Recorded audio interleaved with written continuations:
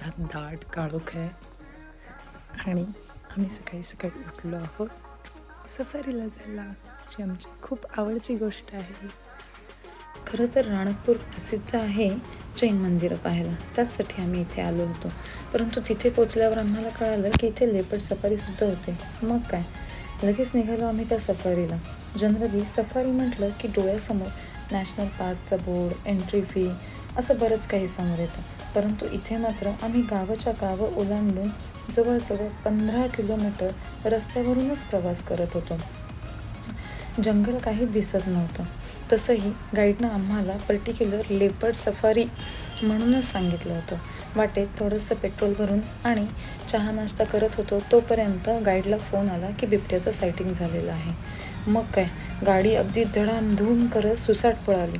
वाटेत येणारी गुरंढोरं बाजूला करत आम्ही पोचलो इथल्या टेकडीपर्यंत. इथे आमच्या अगोदरच 2 ते 3 जिप्सी उभ्या होत्या बिबट्या बघण्यासाठी. साधारण नुसत्या डोळ्यांनी बिबट्या बघणं कठीण जातं अशावेळी. मग आमच्या गाईडने आम्हाला दुर्बिणीतून बिबट्या दाखवला. साधारण 2 ते 3 वर्षांचा हा बिबट्या कदाचित ऊन खाण्यासाठी बाहेर आला होता. त्याला अगदी मन भरून बघून जवळजवळ अर्धा तास तिथे थांबून आम्ही निघालो पुढच्या स्पॉटकडे.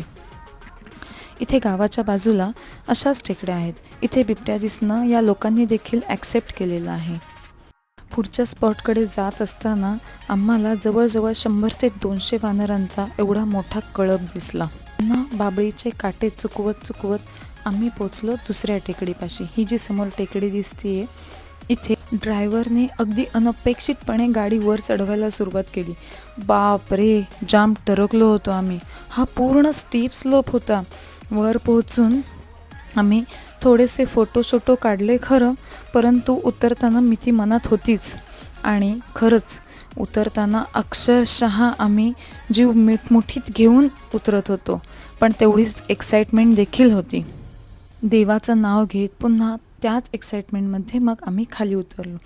हा अनुभव कायमचा लक्षात राहणारा आहे. अतिशय एक्सायटेड अनुभव होता. तोपर्यंत 8 वाजले होते. वाटेत थोडासा रानमेवा, बोरं खाऊन आम्ही तशीच पुन्हा रोलर कोस्टर राईड करून 1-2 टेकड्या अजून चढलो. परंतु इथे काही आम्हाला बिबट्या दिसला नाही. परंतु या रोलर कोस्टर राईडमुळे आमची ही सफारी फुल पैसा वसूल करणारी ठरली. बिबट्या दिसला ते दिसलाच, वर ही राईड. याच आनंदात पुन्हा आम्ही गावागावातून गाईडचे काही किस्से ऐकत पोहोचलो आमच्या रिसॉर्टपाशी. जर कधी तुम्ही राजस्थानमध्ये गेलात तर राणकपूरमध्ये ही लेपर्ड सफारी अवश्य करा. एक अतिशय एक्सायटेड अनुभव आहे. आणि हा व्हिडिओ कसा वाटला ते कमेंट बॉक्समध्ये नक्की सांगा. बाय.